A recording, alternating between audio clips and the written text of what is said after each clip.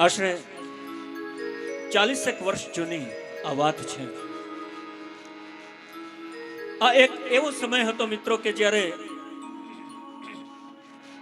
સંદેશા વ્યવહારના કોઈ સાધનો અસ્તિત્વમાં નહોતા. એક ગામથી બીજે ગામ કોઈ સંદેશો પહોંચાડવો હોય તો પોસ્ટકાર્ડ લખવા પડતા, ટ્રંકોલ નોંધાવવો પડતો, અને આ ટ્રંકોલમાં પણ વારો આવે ત્યારે આપણે વાત કરી શકતા. મોબાઈલની તો કલ્પના સુદ્ધા પણ શક્ય નહોતી. અને આવા સમયમાં એક દીકરી, એક પત્ની અને એક વહુ પોતાની આંખોમાં આંસુને છુપાવી હસતો ચહેરો રાખી અને જીવન નિર્વાહ કરી રહી હતી. માવતર તો ગામડાઓમાં દૂર હતા, સંદેશાના કોઈ સાધનો હતા નહીં.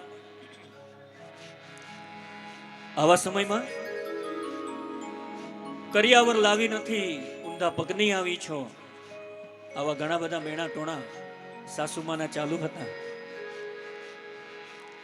ક્યારેક નણંદબાનો કજિયો પણ ચાલુ હતો. અને આ બધી તકલીફોની વચ્ચે સસરા તો ખાટલામાં પડેલા હતા. 24 કલાક એની સેવા હતી. કેવું તો પણ કોને કેવું, કારણ કે પતિ તો દારૂડિયો હતો, દારૂ પીને રોજ ઘરે આવતો, ગાળાગાળી કરે, મારઝોડ કરે. શું કરું, ક્યાં જવું, કેવી રીતે આ સમસ્યાનું નિરાકરણ લાવવું, આવી અનેક વિટંબણાઓમાં એ દીકરી રોજ રાત્રે બે પગ વચ્ચે ખોળામાં પોતાનું માથું દબાવી, પોતાની સમસ્યા એક રીતે દબાવી અને જીવી રહી હતી. અને આવી તો અનેક દીકરીઓ દેશમાં હેરાન પરેશાન હતી.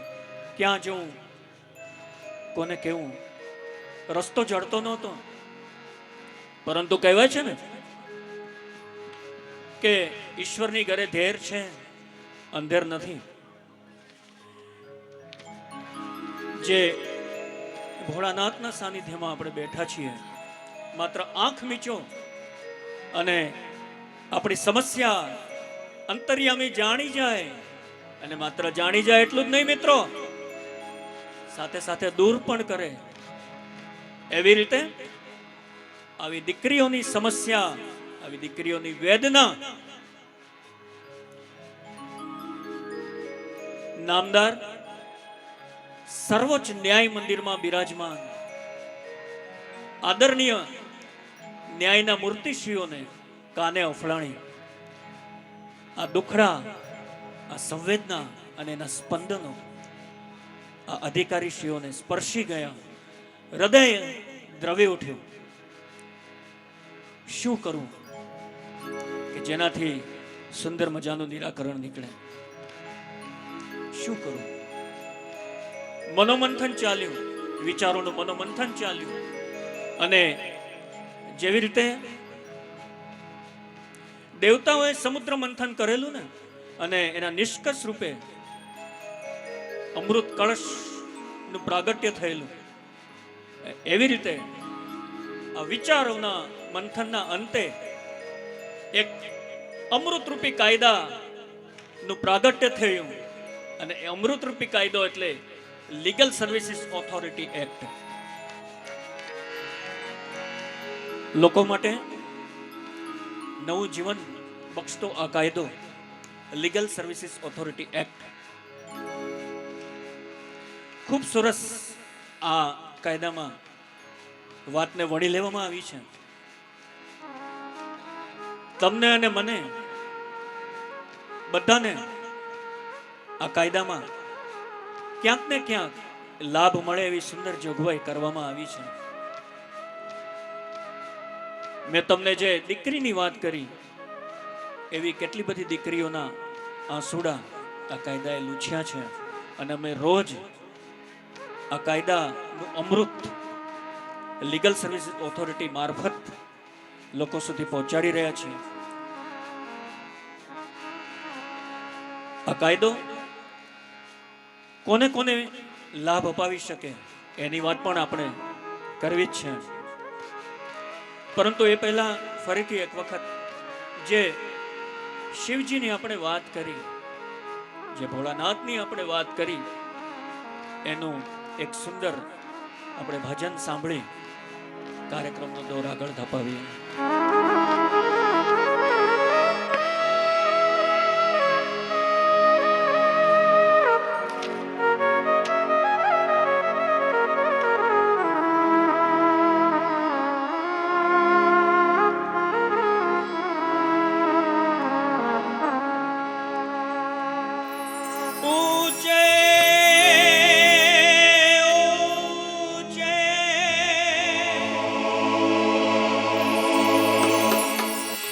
मंदिर तेरे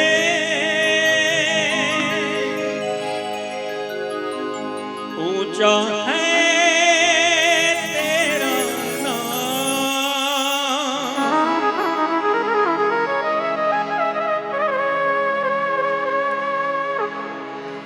ओ कैलाश के ओ गिरनार के ओ भोले बाबा,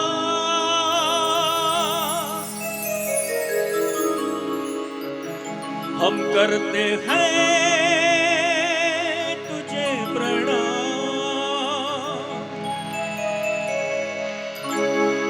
नगर में जोगी आया,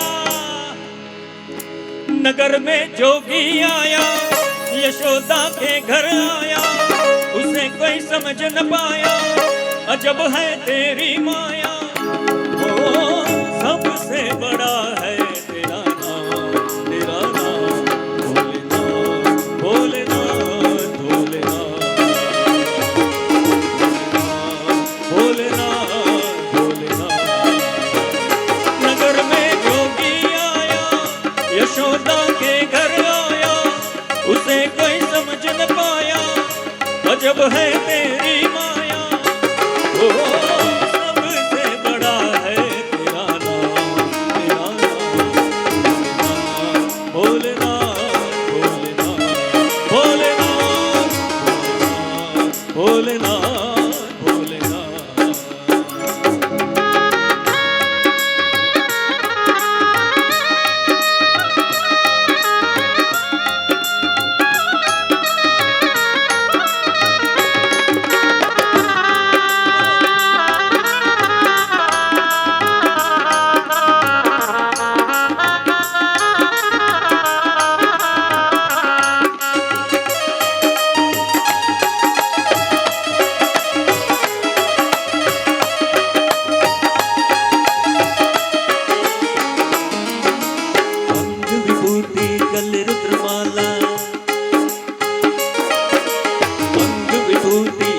रुद्रमाला शेष नाग लिपटायो, बाको तिलक भाल चंद्रमा, घर घर अलख जगायो है.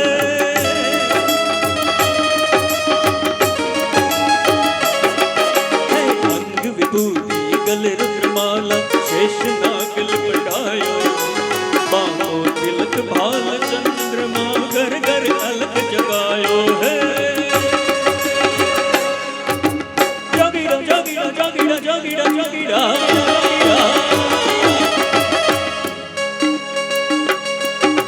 जोगी आया रे जोगी, गमता जोगी, जोगी आया.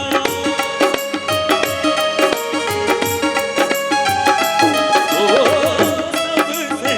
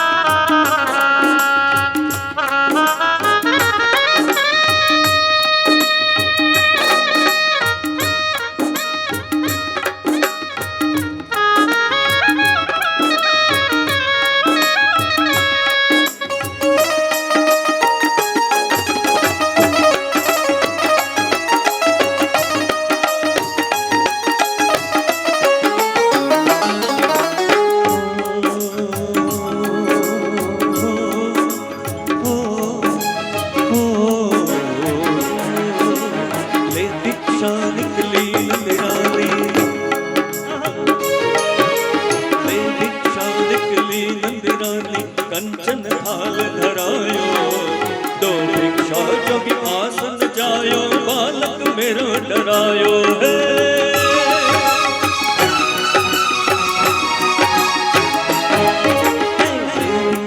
निकली नंदरानी कंचन थाल धरायो, दो भिक्षा जोगी आसन जायो, बालक मेरो डरायो है।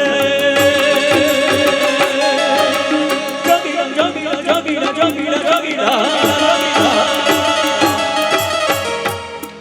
है, जोगी आया रे जोगी, ममता जोगी जोगी आया।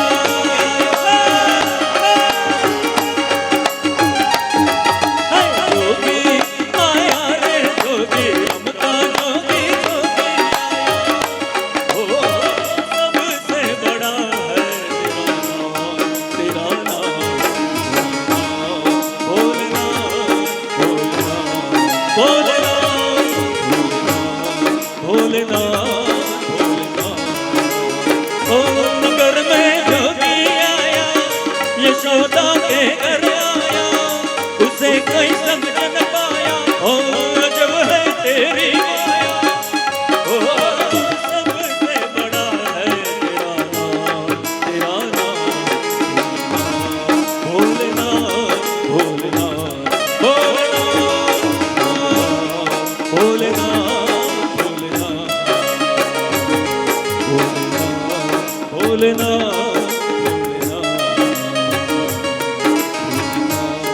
भोलेनाथ भोलेनाथ।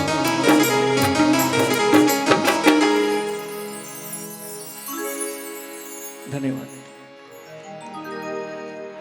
नगर में जोगी आया, સરસ મજાનું આ એક ભજન છે, મારું પ્રિય છે।